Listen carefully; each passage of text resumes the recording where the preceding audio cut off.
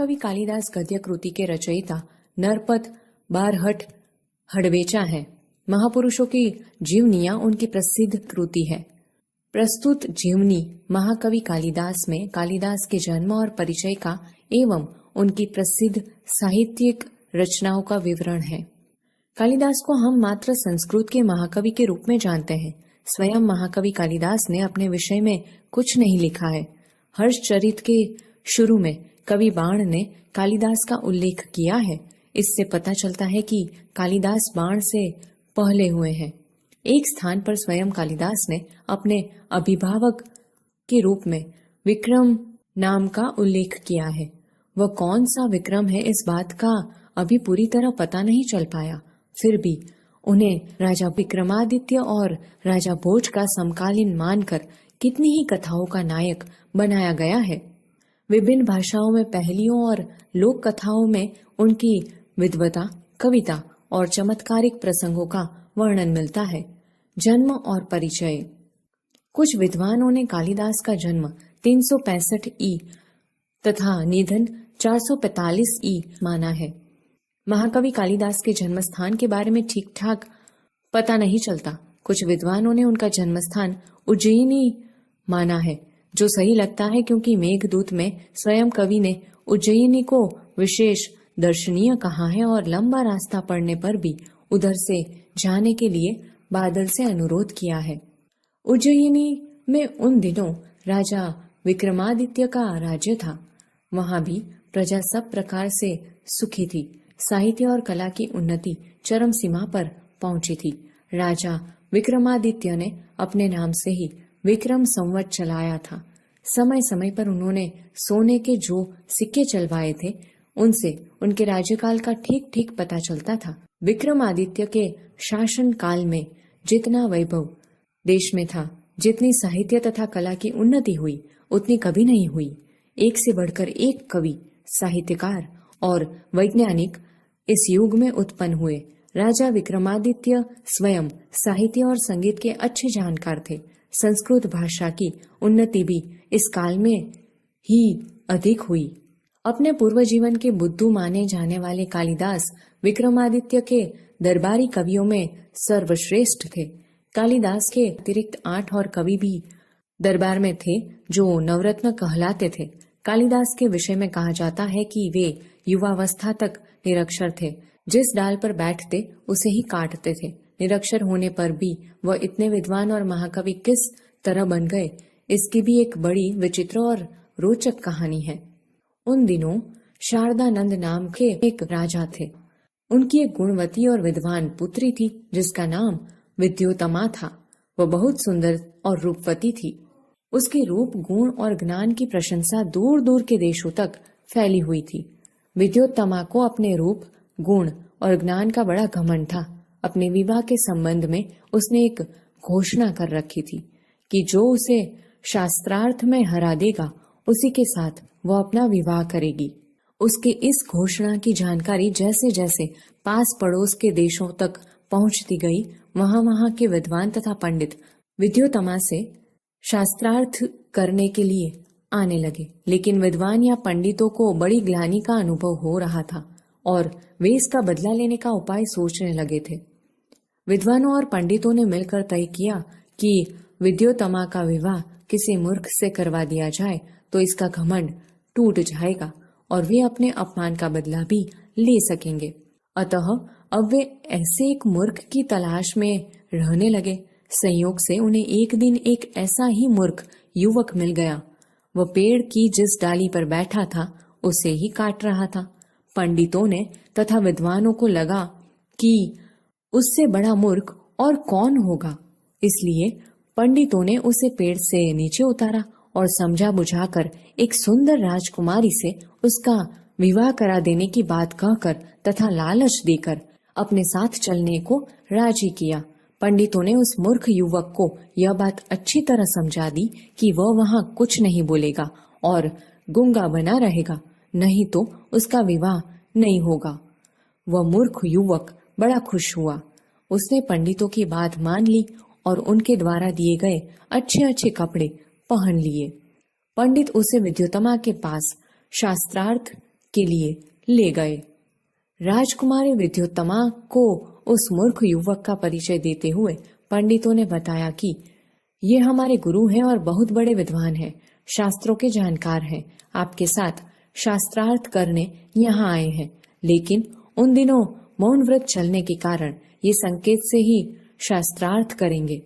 विद्योत्तमा पंडितों की यह छल भरी बात नहीं समझ सकी और शास्त्रार्थ के लिए तैयार हो गई। उसने युवक को एक उंगली दिखाई जिसका भाव था कि ईश्वर एक है। वह मूर्ख युवक ने समझा कि यह मेरी एक आंख फोड़ डालना चाहती है। उसने 2 उंगलियां दिखाते हुए उसकी दोनों आंखें फोड़ डालने का संकेत किया। पंडितों ने इस संकेत का अर्थ विद्योत्तमा को समझाते हुए कहा, आपके प्रश्न के उत्तर में हमारे गुरुजी का कहना है कि ईश्वर और जीव 2 हैं। इस बार राजकुमारी विद्योत्तमा ने 5 उंगलियां दिखाकर 5 तत्वों का संकेत किया। उस मूर्ख ने समझा कि वे मेरे मुंह पर तमाचा मारने का संकेत कर रही है। उसने मुट्ठी बांधकर तमाचे का जवाब गुस्से से देने का संकेत किया।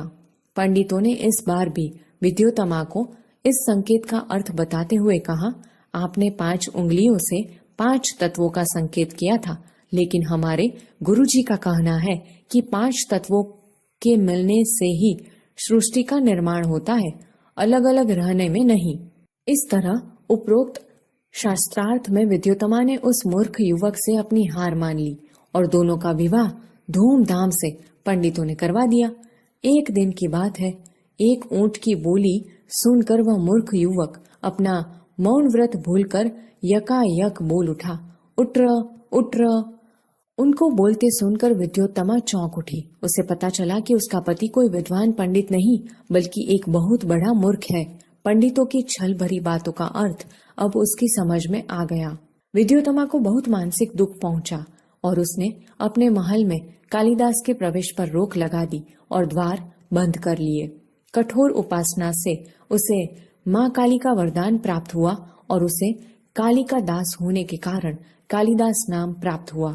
शीघ्र की कालिदास सारी विद्याओं को सीखकर प्रवीण हो गए। राजनीति, धर्मशास्त्र और साहित्य का अच्छा ज्ञान प्राप्त कर वह फिर से विद्योत्तमा के पास लौटे। द्वार तब भी बंद था। कवि ने अपने विद्वान होने के प्रमाण स्वरूप संस्कृत में द्वार खोलने के लिए विद्योत्तमा से प्रार्थना की। अनावृत कपाट द्वार देहि। अंदर से पत्नी विद्योत्तमा ने पूछा, अस्ति कश्चिद वाग्निशेषः। इस पर महाकवि कालिदास ने क्रमशः कुमार संभव, मेघदूत और रघुवंश की रचना विद्योत्तमा को सुनाई।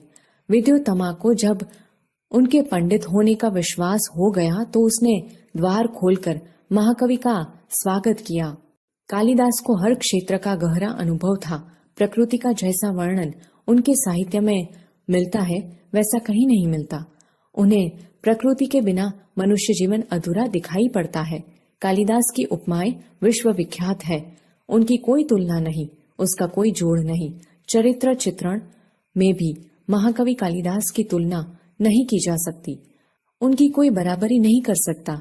उसके पात्रों का व्यक्तित्व अपनापन लिए रहता है। हर बात बड़ी ही स्वाभाविकता से उपस्थित होती है।